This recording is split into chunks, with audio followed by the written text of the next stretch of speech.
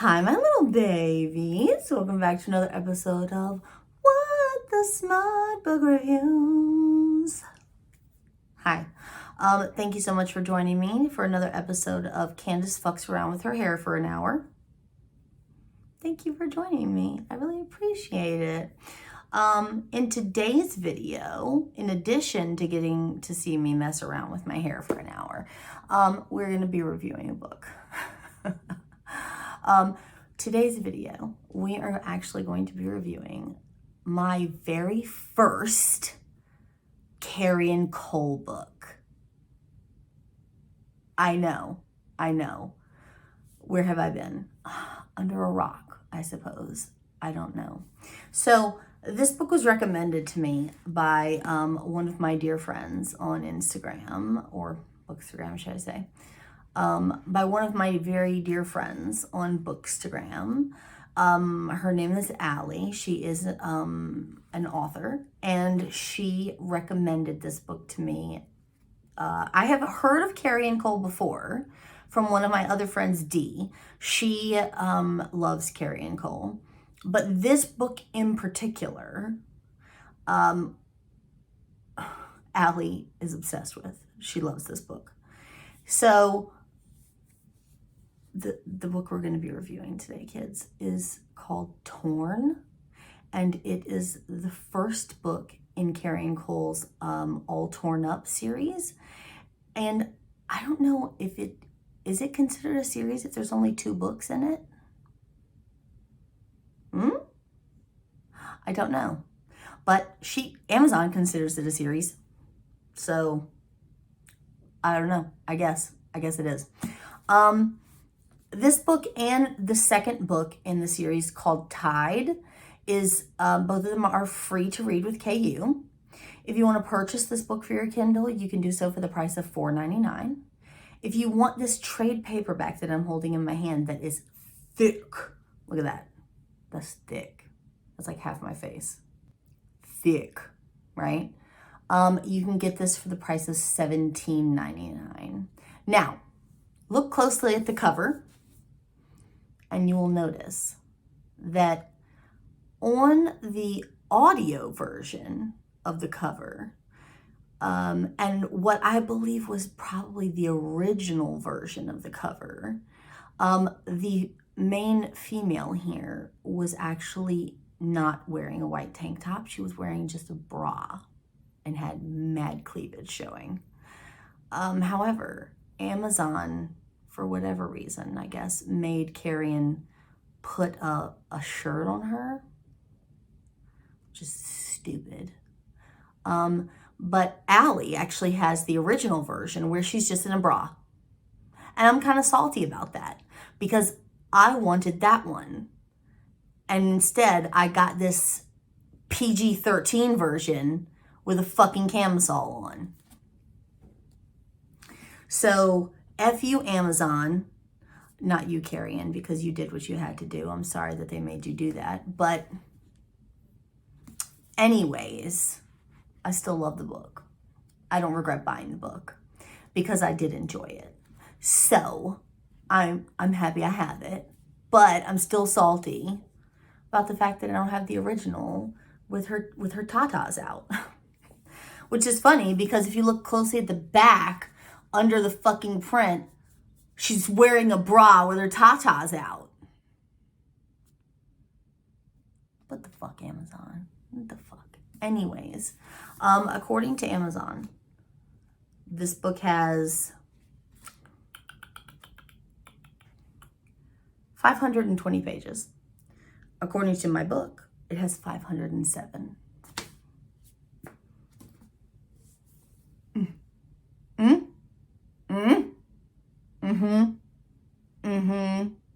What? I'm sorry? What did you say, Amazon? What was that?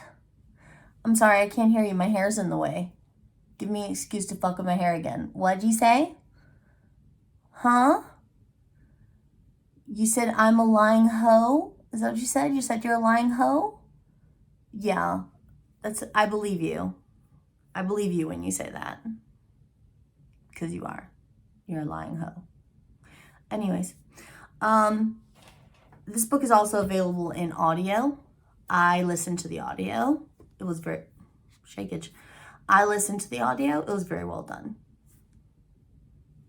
2 thumbs up. So yeah. Let's read the blurb and then we'll break it down. And then I'll give you my closing spiel and you can leave. Okay, so the blurb for this says, when I was 5 years old, I told Torrin Grace I was going to marry him when I grew up. When I turned 18, I made it clear I still felt the same. The problem? He's 15 years older than me, and he's my father's best friend. I felt like that dinosaur from Jurassic Park. You know, the one with the things. You know what I'm talking about. The one that ate Newman from Seinfeld. Do you remember when I just did that thing with that tongue? Torrin Grace, my father's best friend, my pseudo-uncle. He's always been my rock, the one I should never, ever want. But I do want him, and I love him with all my heart. I always have. Tor's one of the good guys, loving, devoted, a strong moral compass. One kiss between us rocked him clear off his axis. Now we can't forget how that kiss felt and what it changed. Nothing will ever be the same between us. I'm not a little girl anymore, and he's everything I want and needed. He's not ready to admit it, but I'm everything he wants and needs too. I know he's struggling, but the heart wants what the heart wants, and it doesn't care about age or how we met. My father cares, though, and he's the one person neither of us can stand to hurt.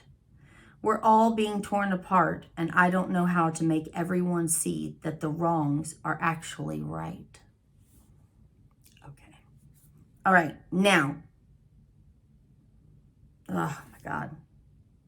The guy they chose, even on the back cover, look at that. Look at his face. He's fucking hot. Okay. So, the 2 main characters for this book are Tor. Torrin is the long version. Tor is the short version. And Kenzie. Tor and Kenzie's dad, Asher, have been friends since they were like kids, like teenagers. They grew up together. They were in a band together.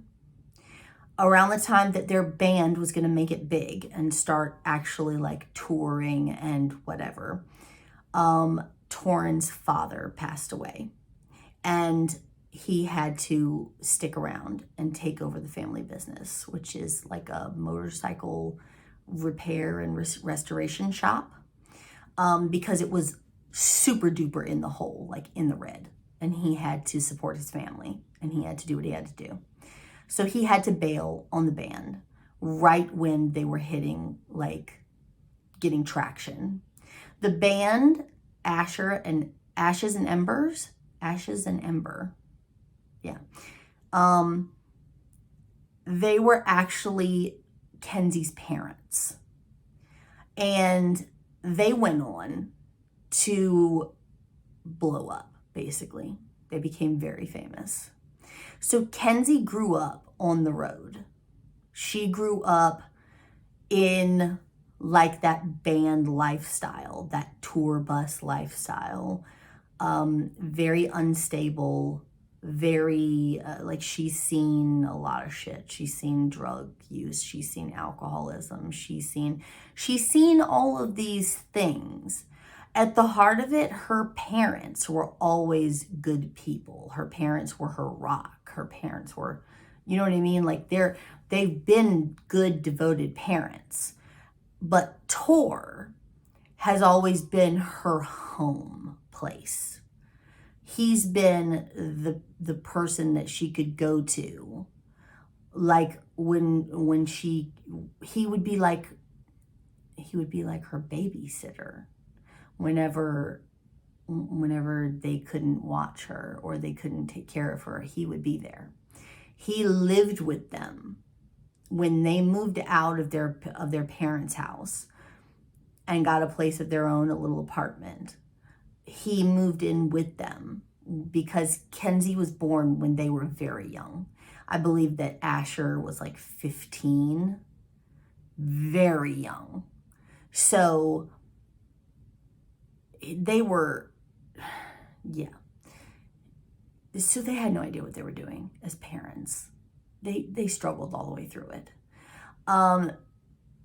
So Tor has always been there when Kenzie needed him to help her with whatever. Now she's grown up and she's on the cusp of 18. And a few years back from present day that's taking place in the book, there was an accident. And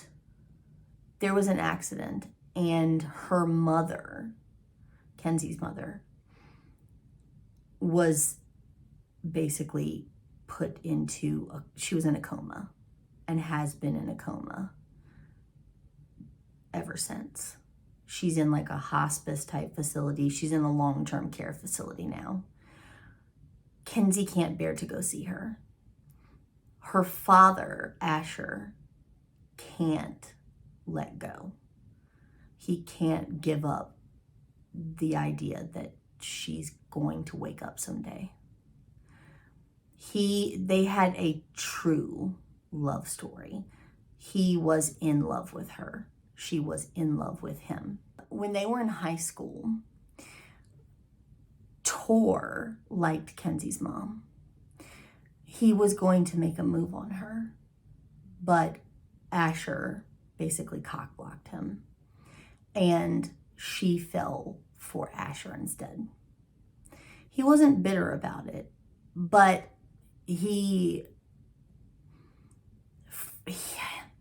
from the time that Kenzie was born, he felt a connection to Kenzie.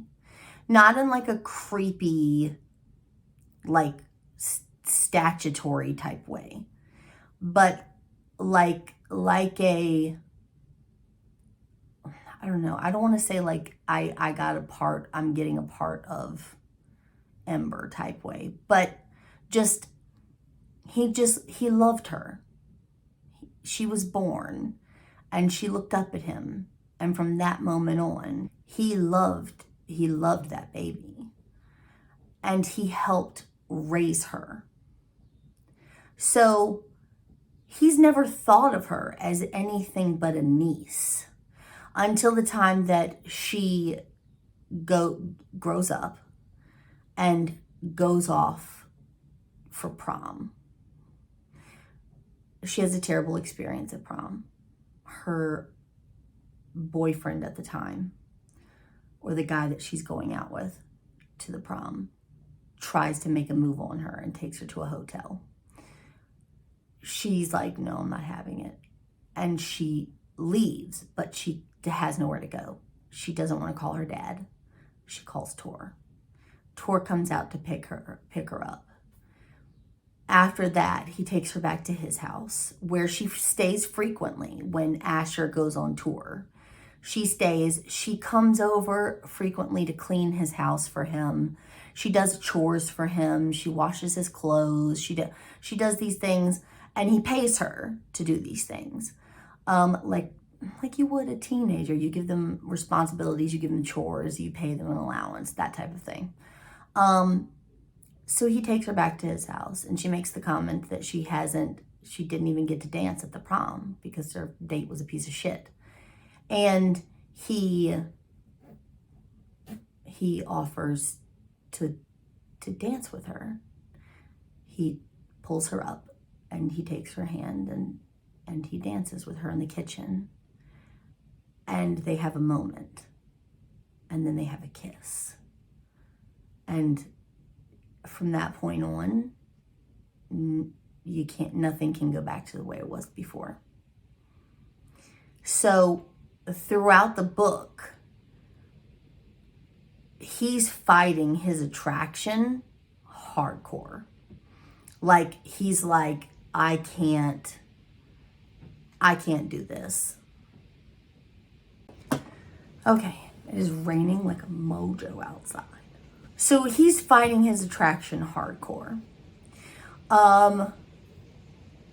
He sees it as wrong. He thinks of himself as a skeevy old man. He thinks of himself as a skeevy old man. He doesn't want to betray his best friend by having these thoughts about his daughter. He knows that Asher will flip out. But at the same time, he can't stop thinking about her. And he knows that their dynamic has changed. He now sees her in a different light. And throughout the first part of the book, that's the premise, is he's essentially fighting his attraction. She's trying to goad him into making a move. And eventually, he does break. And they start a secret relationship with each other. They start by texting, sending pictures. And then eventually a physical relationship. Obviously, we know that can't last for very long. Now, he runs a his mom runs an animal rescue type operation, and he helps her with that animal rescue type operation. He goes to like places that he knows, that people that he knows are like dog fighting rings, and he essentially beats the crap out of them. Him and his brothers beat the crap out of those people and save the dogs and bring them to his mom to be like treated and then rehomed to good homes. And when he's not doing that, he's working at his bike shop that he inherited from his father.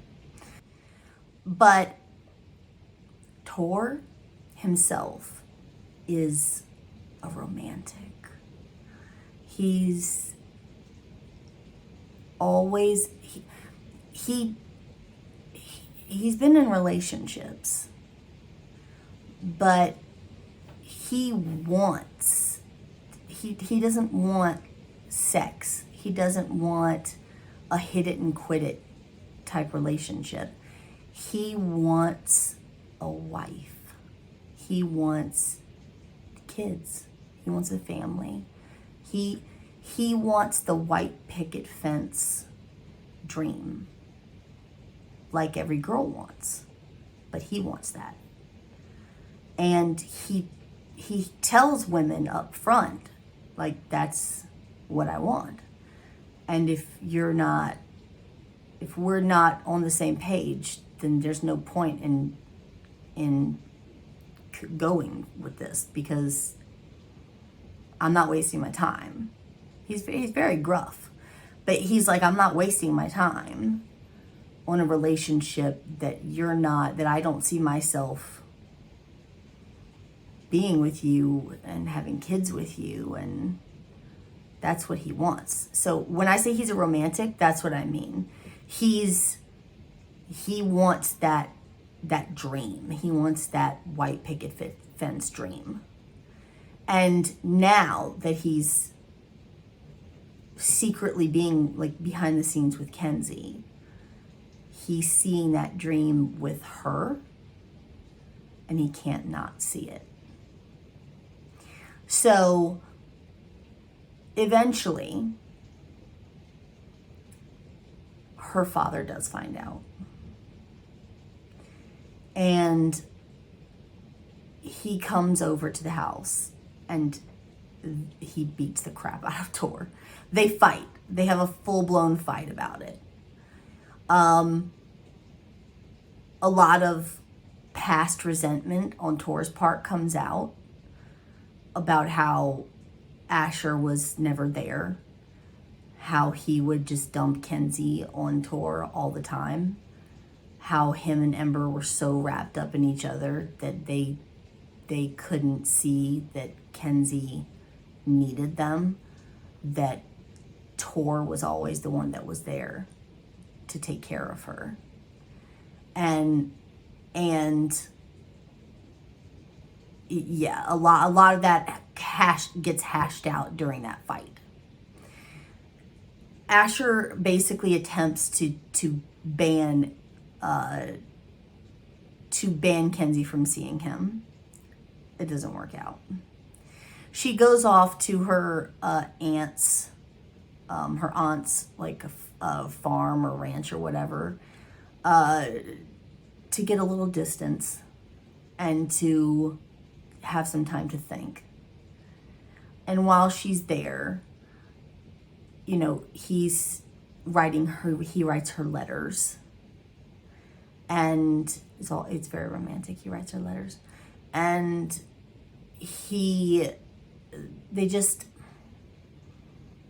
tells her that he loves her and he wants to be with her, and he wants her to come back, but only if she wants to. And eventually she does. She comes back, and she comes to terms with the fact that not everybody's going to accept their relationship because of the age difference and because of the circumstances in which she grew up and him being there. Her father eventually comes around. I won't say he necessarily loves it, but he comes around. One day, towards the end of the book, her mother starts to show signs of like brain function and movement. Like she starts moving her fingers, and it's alluding to the fact that there's a high probability that she's going to wake up. And after I read that bit, I immediately went to Amazon and was like, does Asher have a book? And is it going to be about her waking up and them having their story? And sure enough, it is. And they do. And I was like, fuck yes. I got so excited. So essentially that's basically how the book ends. That's like the Cliff Notes version. I didn't go into too great a detail. Mostly because it's been a while since I read the book and I don't remember the finer details of the book, but that's basically the gist of the book.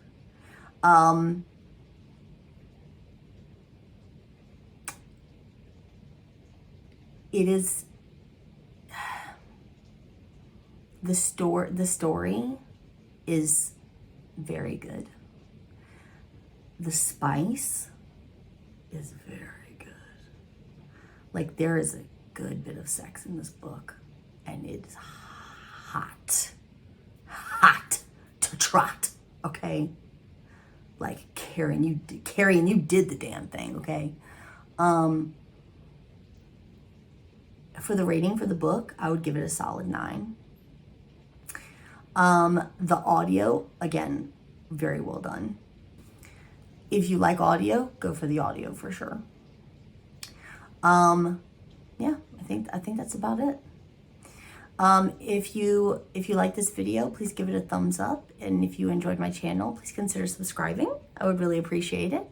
If you'd like, you can follow me on social media. I will link all of them in the description box below, and I'll put a little banner here on the screen for you guys to see. And I really thank you guys for watching and sticking with me for another video. I love you so much, and I'll see you guys in my next one. Bye! Alrighty. Let's just get started, shall we? Let's get started. Okay? Here we go. Here we go. Here we go, one more time. Everybody's feeling fine. Here we go now. Why do I always do that? I don't know. I don't know. Okay. All right. Are you ready? Are you ready? Let's go, girls. Do, do, no, no, no, no. Woo! You guys, what's wrong with me? I don't know. I could tell you, but then I'd have to kill you. Okay. Let's just, Candace, stop fucking with your hair so much. Jesus. Cristo. Okay. I hate it so much. Why are you so terrible? Why are you so terrible? Riddle me that. Okay. The two main characters for this, I just realized I didn't read the blurb in the last video that I did. Son of a bitch. I'm gonna have to go back and read the blurb. Stupid. All right. Tor's one. Don't start. Don't fucking start, Candace.